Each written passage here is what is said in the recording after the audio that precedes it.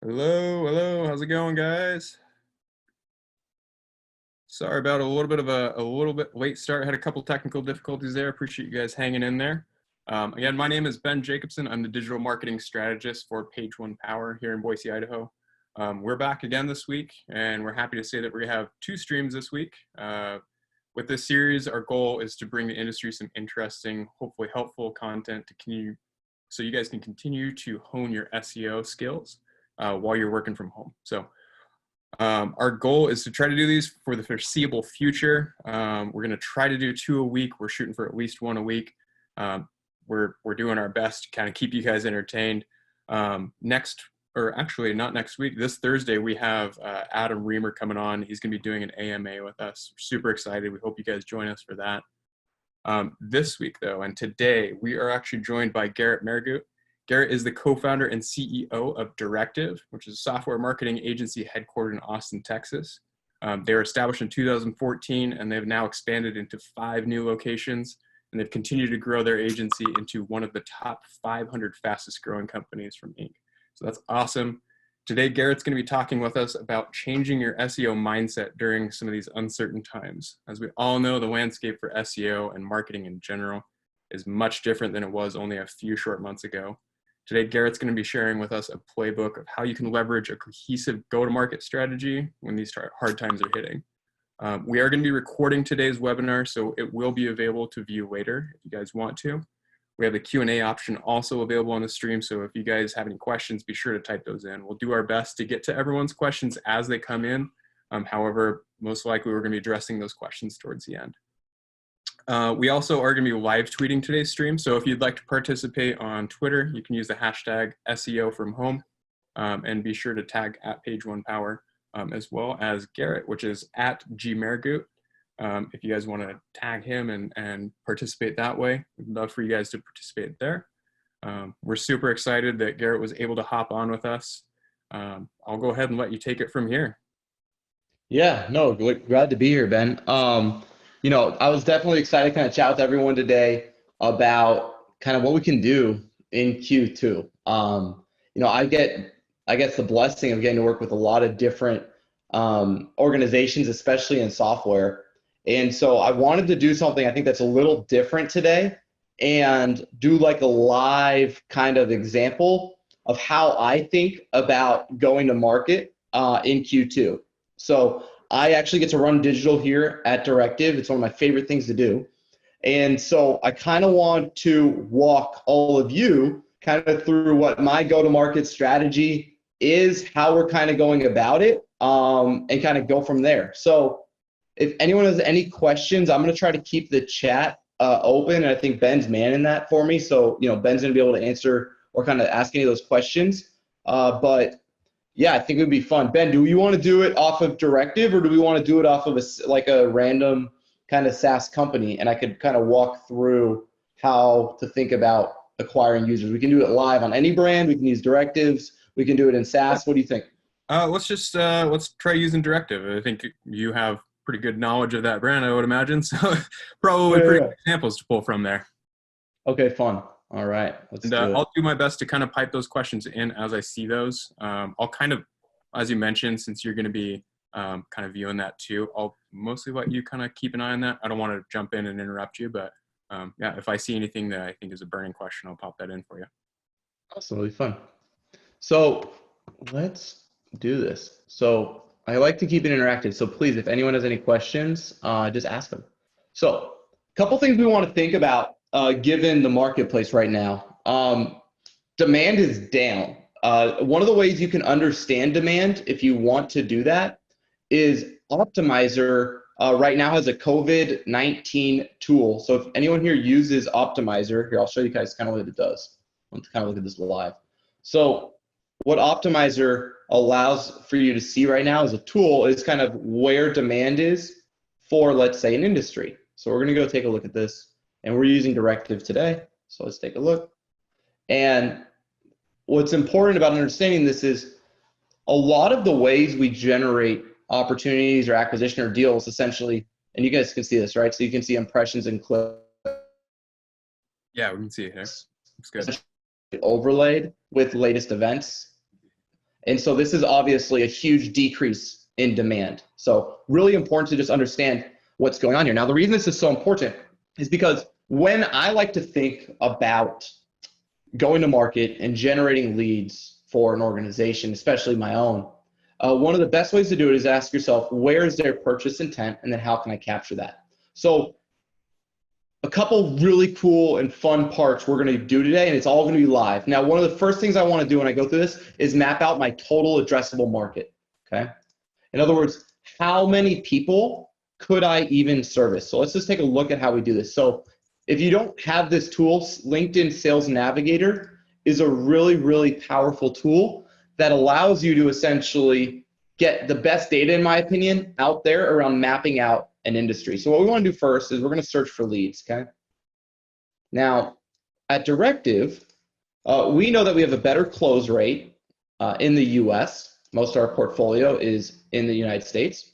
We also know that we essentially service software. So it's really important that we map out essentially how many leads are even possible. Now, this is really important for SEO, and this kind of blew my mind because historically, as SEOs, our goal is always get more traffic. Do you kind of get what I'm saying here, Ben? Like when we're like thinking about this, always like, hey, how do I get more traffic? Totally. Now, one of the issues with that is we don't always map out what would be a lot of traffic if it was the right traffic, okay? And so what this is going to do is it's going to help what I love to call context, right? As consultants, right? I do a lot of consulting on SEO as well as PPC. And I always like to put things in perspective, right? Context is incredibly powerful as a consultant to set achievable KPIs and goals. And so what I want to look at here is on my exact persona, which is demand gen, right? So I know that demand gen and demand generation is my exact ideal customer persona. And I know also that I want companies that have at least 50 people, but less than 5,000 in general, just because of essentially case studies, purchase centers, and things like that. So when I take the industry computer software, 50 to 5,000 employees in the US, and look at the function of marketing, the title demand gen, there are 626 marketers. Now, this is powerful because now my go-to-market strategy can be creative. I think one of the biggest issues with marketing today is we're so worried about scale, we completely forget about creativity, and we forget about like how you cut through the noise. Because the truth is the more scaled up you get, the worse your response rates are, the worse your activation is, the worse your acquisition is, and scale is like the antithesis of acquisition. And so what you really want to do is ask yourself, how can I do things that don't scale and then use technology and creativity to create scale from things that you would think don't? And that's when you really unlock power, okay? Now, another interesting thing to know about software, right? Like, so at Directive, we work with the client Betterment. Okay, so we work with Betterment. Now, they don't label themselves as computer software. So what we do know, though, is the title demand gen and demand generation is almost exclusive to software. So I can set this industry and delete computer software and now map out that there's 2,000 kind of people in demand generation in the marketplace, okay? This is really, really helpful, okay? So we've now mapped out 2,000 marketers. Now, if we want to do this at the account level, we're going to do the same thing. We're going to look here and we're going to set the industry as computer software. And we now have 8,000 accounts, okay? So now let's just assume there's 8,000 accounts and we go back to leads. And we go to the function of marketing. And trust me, there's a lot of noise in here that I don't service, right? Like I don't do a ton with product. I don't do a ton of field, events, social, things like that. Now, with that in mind now, right, we have 23,000 marketers. So my target, theoretically, any traffic that, like, if my goal is to get to 100,000 visitors on my website, and there's only 23,000 people in my audience who probably aren't searching daily, it lets me change my perspective. This is really, really powerful, especially for SEOs, is for us to start to think about how can I acquire my ideal customer persona. This changes the way you do customer research. It goes from being what term has the most volume and the least keyword difficulty and the greatest opportunity, and now I prioritize that to which is the most strategically aligned with what one of these 23,000 people in software would be searching. What pain do these software marketers have, and how can I solve that? Does that kind of make sense to everybody? Any questions so far? I'm going to kind of look in the chat real quick. If there's any questions around mapping out your total addressable market. No? Okay. If you guys have one, just ask it. I'll try to have that up. Yeah, we just had that one about go-to-market strategy. I got that in there. What was that? I'm sorry, Ben? Oh, I'm sorry. I was just saying I got that go-to-market strategy question answered in there. Cool. Awesome. So this is kind of us mapping out this whole total addressable market. Now, from this, what we want to do is we want to now say, okay, we have this mapped, we understand our audience, we have our accounts. How are we going to acquire leads? Now, what's really important to think about is twofold, okay? And this is some of the analysis. Let's look at something like SEO agency, okay? So, PPC services, those are our two fundamental products, aka services that we offer, okay? Now, within that, we need to think about a couple things. If we do this from a traditional standpoint in the third-party review site, and we advertise, let's say, on Clutch, right? Which we do. You'll see us here, 51 reviews, really strong positioning, bottom of funnel at a local level, okay? Now, the problem here is that to be a sponsor, and I don't have to sponsor this one because it's localized, but let's go look at one I do sponsor, right? Like SEO. Let's go back to all SEO agencies. So let's go to this list. This list is incredibly expensive. Like this right here, this listing is thousands and thousands of dollars. Okay. So we choose, especially this month, to not advertise as much. And our advertising isn't up. I think our billing sequence starts later. Now, one of the reasons there, and to think about, is that essentially the demand has drastically decreased and their sponsorships are operating at a CPM level. In other words, I'm paying for what place I am on this list. And if there's a lot less people searching and they're not lowering the cost of your place on the list, the value disappears, okay? So what we're doing instead is we're gonna pivot that spend to go after essentially a CPC model. So one of the things to think about with COVID-19 and a recession, if that's where we're going, is how can you get your acquisition campaigns away from CPM? Think webinars, right? That's going to be CPM. Think referral, third-party review sites. Now, Capterra operates on a CPC. G2, though, is a little bit more of a CPM. Software advice is a cost per lead. But whatever you're on, if you're operating essentially on an impression-based campaign, you're going to really struggle, okay? Now, let's talk about content. Do we have any questions around kind of third-party review sites and why those are valuable? Because theoretically, what I normally want to do is I want to capture existing demand really well. Okay, so I'll have an ad here with a client, and this will have a 2 to 5% click-through rate. Okay. Now, I know the number one organic result is going to be sitting at 28 to 30%. So this allows me to capture a lot more volume of the market. And the big concept here that I'm 1,000% about, and where I see a ton of our success with our clients, with ourselves, is that we need to do a better job taking market share around a really, really profitable term, not increasing the amount of keywords we rank for. In other words, there's diminishing marginal returns traditionally in increasing the amount of keywords you rank for, because if you start at the bottom of funnel and you go up, you theoretically are moving further and further and further away from purchase intent. And so ideally what we want to do is not ask ourselves, how can we rank for more keywords with SEO, but how can we make our brand show up more often? So if you transition your thought that SEO is about your website and you change your belief to that SEO is about your brand, and that your role as a search marketer is to position your brand to be discovered when people are looking for the products and services I sell, now you become incredibly powerful, and that's kind of the process we want to go through. And so now the question is, hey, how do we show up here? How do we show up here? Can we get our website to rank? And as we go through that whole process, now we're essentially taking market share around a keyword like SEO agency. Does anyone have any questions around that? This kind of idea?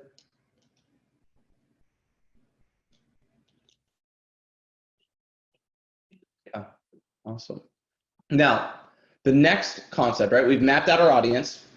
We're positioning ourselves to be discovered. The next question is, how can we kind of create that demand? How do we generate that demand. So we need to swim upstream. Now, one of the things that we see a lot of that's really interesting is that when people try to create demand, they do so by taking their persona, let's say marketing managers, VPs of marketing, and CMOs, okay? And they put them all into a campaign on LinkedIn or into an ad group. Now, the problem with doing that and trying to generate that demand at the top of the funnel is that essentially what we saw is really, really poor returns from what we call unpersonified campaigns or ad groups. And so what we want to do instead is take all of these personas that we're targeting and then create essentially single persona campaigns around each, okay? So this is how we're going to go to the top of the funnel. And I'll show you how we can kind of do this. And I'll show you guys some data, actually. I'll put it up on my screen. So what you do is, now we've tested a bunch of different ad units for this. And what we're finding on the ad unit that works the best is that we use spotlight or text ads to drive this awareness, okay? And we can do so at a really, really, really cheap CPM compared to other ad units. So let me share my screen with you. Okay. So here, what we're going to look at. So in here, what you can see is essentially what happened is we wanted to run these LinkedIn campaigns to test this, okay? So we had our personas, we personify these campaigns, and I'll talk to you about that in a second. But once we ran these campaigns, what we found is these spotlight ads, and if you're familiar with LinkedIn, you're gonna see a CPM kind of like this, where it's at like $28, $29, and it's not necessarily like you have the awareness, but it's not worth paying $30 for 1,000 impressions when there's no purchase intent. So what we did is we got creative, and we moved it away from the CPM model, and we moved it into a CPC model. So essentially what happens is because nobody clicks on text ads on LinkedIn, when you pivot essentially to a CPC model, you can generate a lot more traction, a lot lower essentially cost per impression. You'll see at 61 cents on your ideal persona and start to see a lot more success. And so essentially what I recommend for everyone listening is we do a couple things. Instead of taking marketing managers, VPs, and CMOs and saying, hey, we're going to advertise to all of you because you're our audience, we make a campaign and we go like this, and I'll kind of show you. So you find which essentially audiences are doing well using the LinkedIn pixel. So directors, managers, specialists, consultants, CEOs, principals, VPs, okay? You have your different audiences. Now you take your asset. Let's use this example, the complete guide to B2B marketing and demand generation. Now, instead of doing what we normally do as marketers, which is launch this ad to our audience, we're going to personify this without having to increase content resources. So the way you do that is you essentially turn this into the VP's guide to B2B marketing demand generation, and you only advertise it to VPs. You don't have to rewrite the whole asset. Instead, what you do is you change the creative, you change the copy, you change the landing page, and you change the cover of the asset, all to resonate with whoever that persona is. And from doing so, we run this on a lead gen ad on LinkedIn. And what we see is we have about a conversion rate of over 60%. So we're converting at 62% from lead gen ads on LinkedIn at a cost per lead of $22 and average cost per click of $13. So now, right, we're positioned at the bottom of the funnel. So when someone's searching, and I'll use this example to show you guys another example of how you think about this. So here's somebody I did an audit for the other day.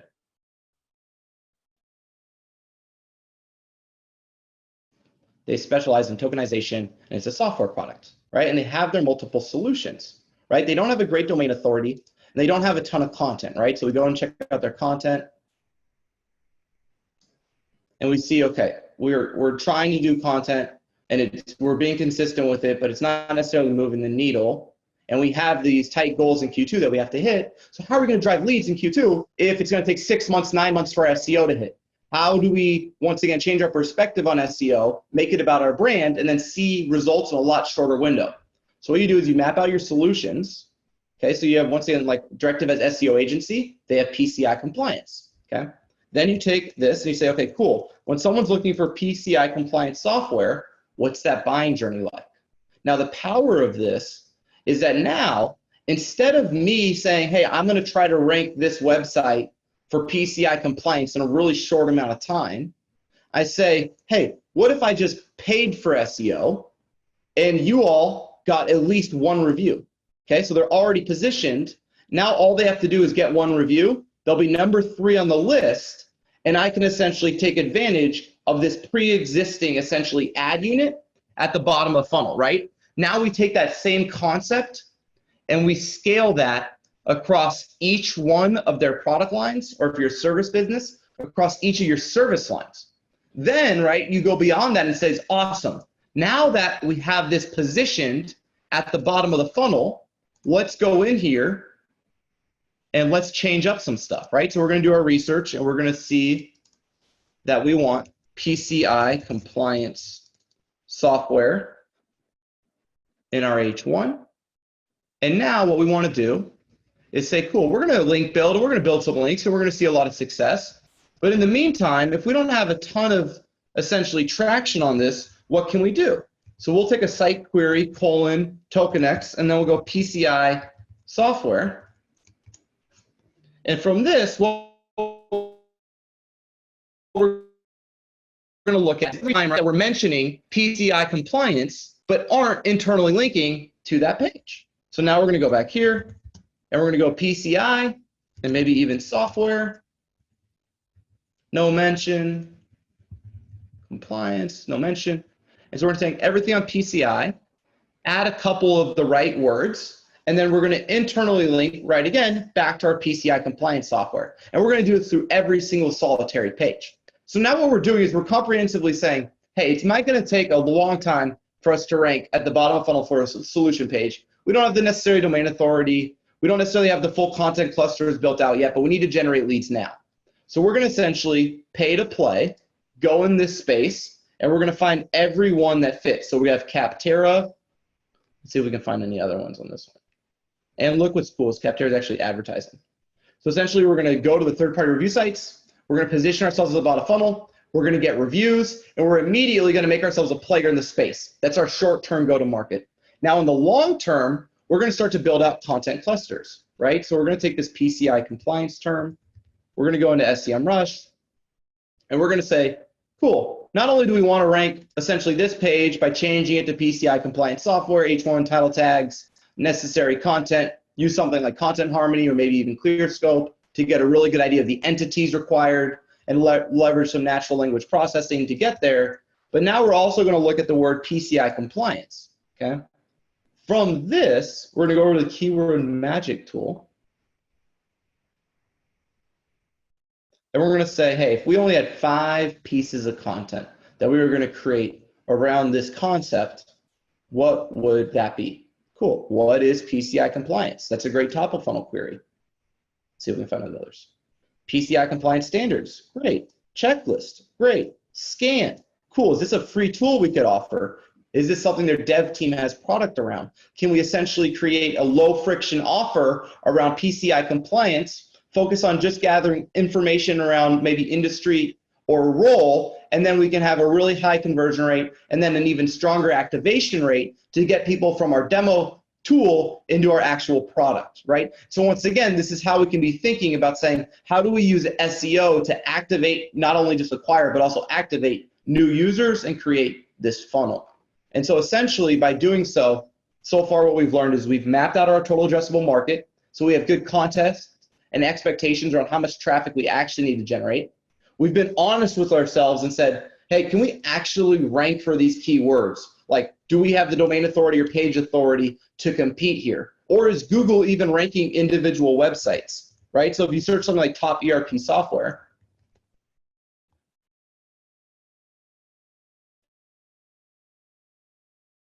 you find is there's no individual websites ranking, right? So software advice, Capterra, technology advice, PC Mag, trust radius, right? So is Google even choosing at the bottom of the funnel when there's purchase intent, right? Our primary keyword layered with software, vendor, system, product, or reviews, are we even able to rank?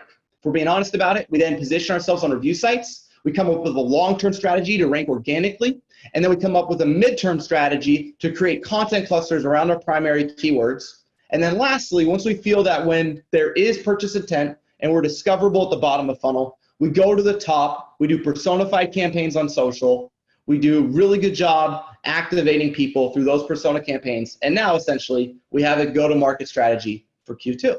So yeah, Ben, that's kind of how I like to think about it. And yeah, I'd love to chat with anybody who has any questions around kind of the strategy and wants to get into the nitty-gritty. Awesome. Yeah, that was great. If you guys have any questions, be sure to pop those into chat. I'll kind of keep watching that for you here. Let's see. So I did have a couple of questions that came in here. Looks like Google is not currently updating Google My Business reviews. What are some other ways for me to demonstrate that I'm still serving my customers effectively? Yeah, I mean, so if Google My Business is like bugging out on you right now, a couple ways you can do it. First off, you should have an inventory, right, of your own Google My Business reviews, which you can leverage on your own site in the testimonials widget or something like that. So if you're a small business, a great way to earn trust, increase close rate, and essentially create leverage. In other words, activate the people that you're already like driving visits from, is to leverage testimonials. Now, if you're trying to say, where can I showcase new reviews? Just pivot to Yelp, pivot to whatever is like locally relevant to your business. If Google My Business is off, and you should be fine. Awesome. Here. Here's another one that came in. It says, how do I run promotions or special offers during this time without offending or turning people off? Yeah. Great question. So actually one of the things I'm working on right now is at Director, we're launching a Slack community where we're going to be giving away free advice. So the Slack group is going to be totally free, and it's for people in demand generation who have questions around SEO or PPC. Hey, how do I run a dual call to action? Or how can I do this? How can I do that? I think one of the best ways for you to really honor people right now, especially if it's a sensitive subject or in your sensitive industry, is to not cheapen your services or cheapen your value, because you exist for a real reason. I think that's special. I think what you want to do is say, how can I align myself more from a brand perspective and focus on community? Because I think the better job you do servicing a community in Q2, the better you're going to be honored by that and propelled going into Q3. So definitely what I would encourage is try to think maybe of ideas of community, like Page One Power here doing an awesome example, bringing people in, doing live, examples, webinars, walkthroughs with people is a really special way to kind of, activate and deal with their audience when maybe they're not doing as well on acquisition. I know for Directive, our form fills are definitely down compared to before the virus. Sure. And so community-driven things like this or, Slack group are awesome ways to interact with people while still not cheapening why you exist. Yeah, it's an excellent idea.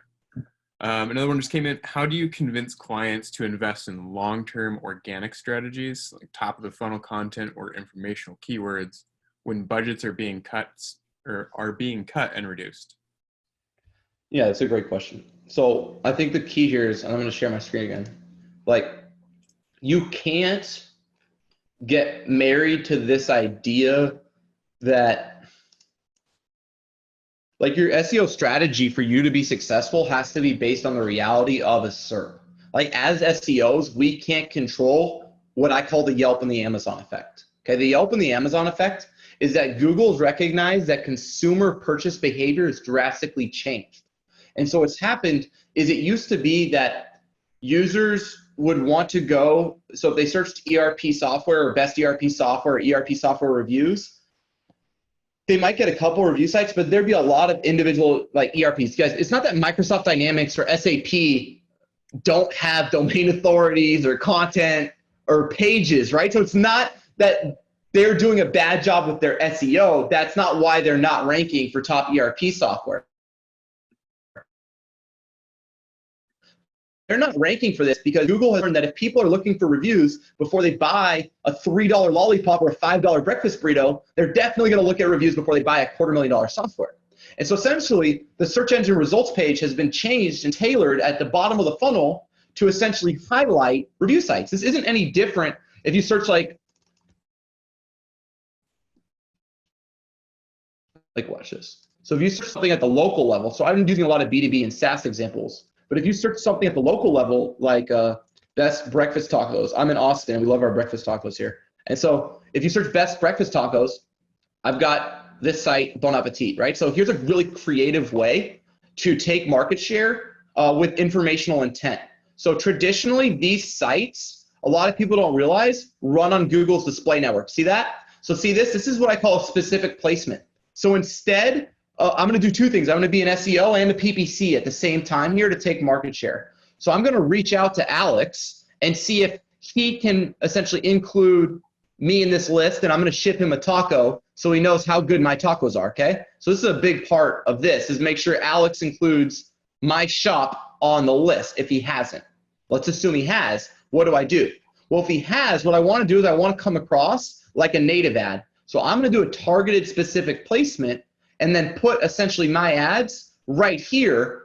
And so what I do is I essentially blend SEO and my keyword research. So I take all my top keywords, I go through all the websites that rank in the top 5, and then I take an inventory of any Google Display Network opportunities, and then I do specific managed placements so it looks like native ads on all the areas I want to rank with purchase intent. So essentially, if I'm a local business and I'm trying to do stuff in the short term, I'm not only going to focus on GMB, I'm also going to have a Google ad, I'm also going to be on GDN, and I'm also going to take advantage of Yelp or anything else that ranks. So to answer that initial question, if you are trying to rank a website at the bottom of funnel, like look at this example. What taco shop ranks? Like there's no taco shop. It's not that no taco shop has a website. It's that Google's algorithm has changed and so many SEOs have not woken up to this. And I'm telling you, the whole industry, in my opinion, is like blind to the reality that individual websites are not ranking when there's purchase intent like they used to. And so if you're trying to rank in the short term, you will fail most often because it's no longer individual websites ranking. That's why we have to create these clusters. We have to go upstream while leveraging essentially PR, display, review sites, and embracing the game instead of trying to manipulate it. Because just because you're trying to rank for this, the reality is it's just not like it used to be. And the good news is if you're a startup or a smaller organization, you can win with creativity, not with the domain authority. And so the power is actually coming back to us as marketers if we change our perspective, because small organizations can win. Like in this example, PCI compliance, I don't have to be as big as Alert Logic. I don't have to have 3,000 reviews. I need one review, and I look great here as the number 3 player. This is really powerful for startups and gives us the ability to acquire users with a lot less capital. Yeah, I mean, it seems like a super underutilized strategy that could have huge benefits. I did have another question that came in. Do you have any best practices or top-level recommendations for creating B2B content? And how does B2B content differ from B2C content? Ooh, I like that. I mean, B2B content's a little different because you can try to think of it. How to explain this? So we have like 2 products at Directive, okay? We have our services, and we also have our Institute. Institute is a training program. It's $39 a month. We teach you how to do SEO and PPC, okay? Now, we want to create essentially how-to and practitioner-driven content for our Institute. Simultaneously, for our services, we have high retainers, high minimums. We deal mostly with mid-market enterprise or well-funded startups, okay? And so for that content, we want to demonstrate how we think and why choosing us changes some pain you have. And it's a lot less about keyword volume. Like I was showing you before, there's only 24,000 marketers in all of computer software. So what's the point of trying to rank for a term that has 24,000 people searching it a month if I only service a very small sliver? So the difference between B2B content that's exceptional is it focuses on differentiation, it focuses on product use case, it focuses on activation, and it's usually cross-leverageable. So ideally, your blog content for B2B can also literally be turned into a PDF, could be given to sales development or account executives, and can be used to create leverage, okay? So multifaceted B2B content is incredibly deep, thorough, and it is focused. Obviously, B2C content is a little different because a lot of times you can do a free trial. Like Institute is a free trial. I need no SDR, no account executive, no onboarding process. So what I really want to do there is essentially rank for keywords where they have a pain, right? So what I did for Institute is I identified 120 keywords based off my 40 lessons. So essentially, like, it's around 200 keywords actually. So it's like 200 keywords. Each lesson has 5 terms to create a content cluster. So ideally what I'm trying to do here, and I'll show you an example of how this works, okay? So this is how to think about kind of 2 different types of content strategy, and you'll be able to see it really clearly. And we created 2 different blogs for it to give you that kind of context. So let's talk first about that B2B content, right? So B2B content, you're gonna have resources, how to optimize your Google Ads budget from KPI metrics, foundational elements, 5 stages of consumer decision-making, right? Kind of more thoughtful, differentiated, opinion-based content, the pillars of demand generation for SaaS companies, okay? And it's much more like theoretical. It's meant for someone who is trying to make a purchase decision and they're trying to evaluate agencies and they want to work with someone whose opinions resonate with them, okay? Very different. Call to action throughout, things like that, right? Now, Institute, on the other hand, okay, has modules, right? SEO, Google tools and applications, how to do keyword research for SEO, how to do competitor research for SEO. So what we want to do here is essentially take the word keyword research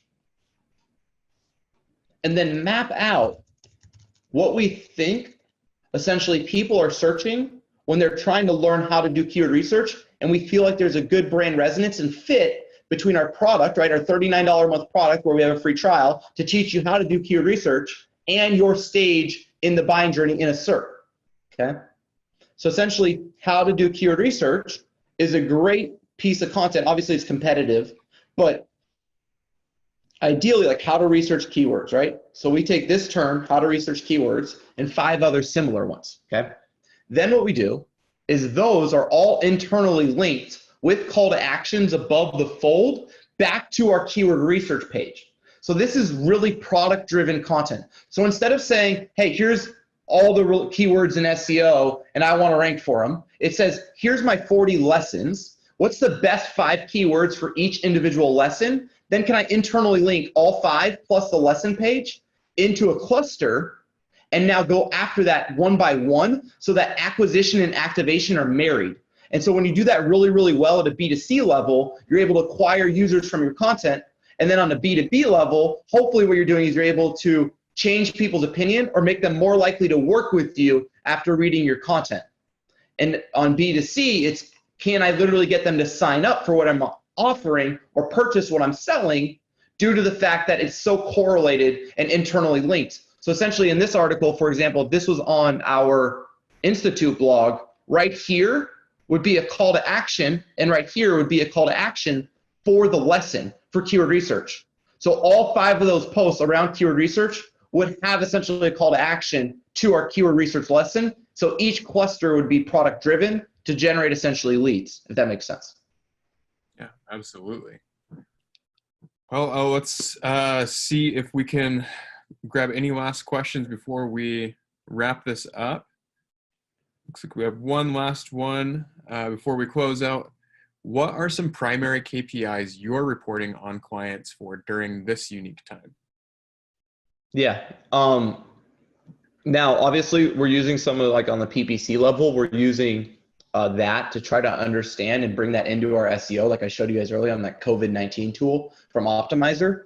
What we're trying to look at now is then drops in demand to then correlate that to historical averages.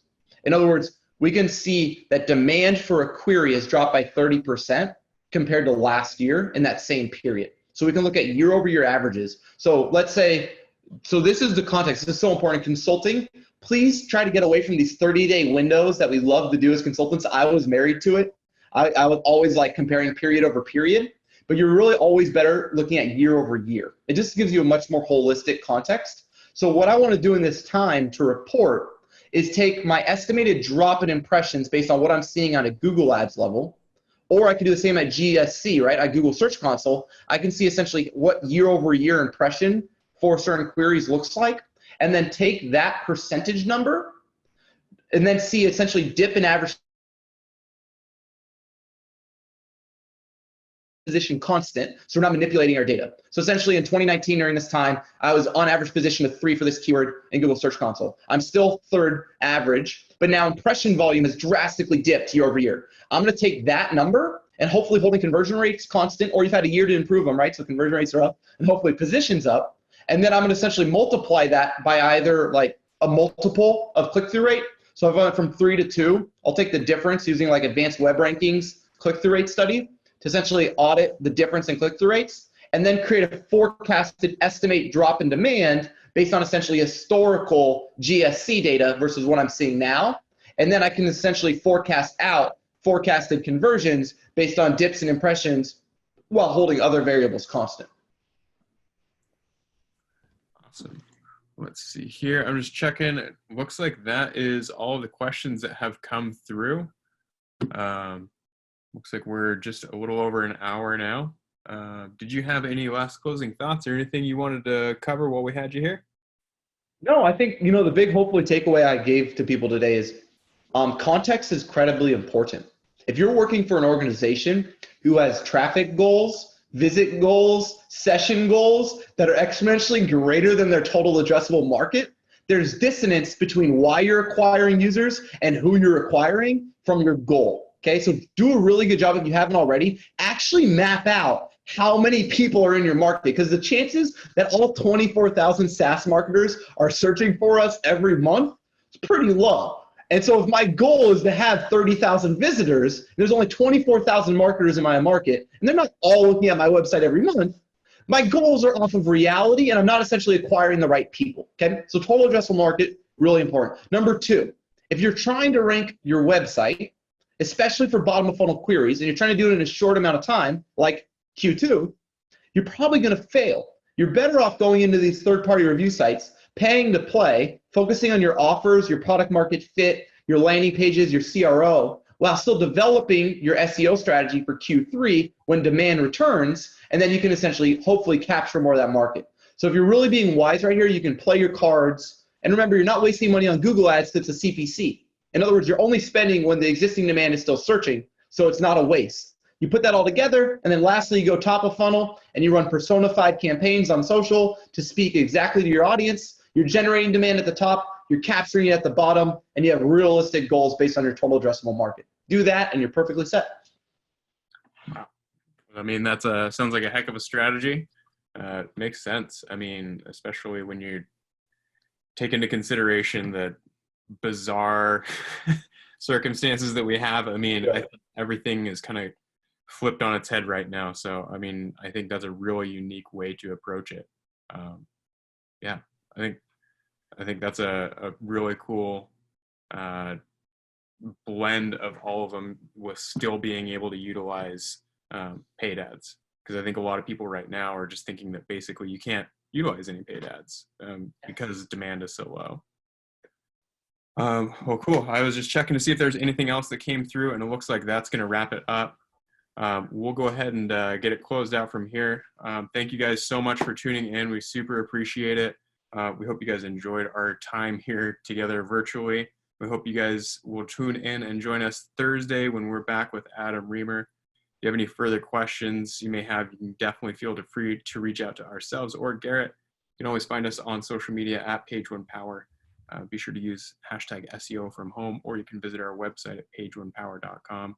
Garrett, thank you again so much for doing this. We really appreciate you, doing it, especially such short notice. So it was awesome. No, man, this is great. I think we talked like literally 24 hours ago, so I'm just glad I got to kind of do some live walkthroughs and hopefully get some people's brains turning a little bit about how to think about things a little more comprehensively and differently. So it was a blast. Thanks for having me, Ben. Awesome. We really appreciate it. Hope you guys stay safe out there, and we'll see you guys Thursday. Thanks, Garrett.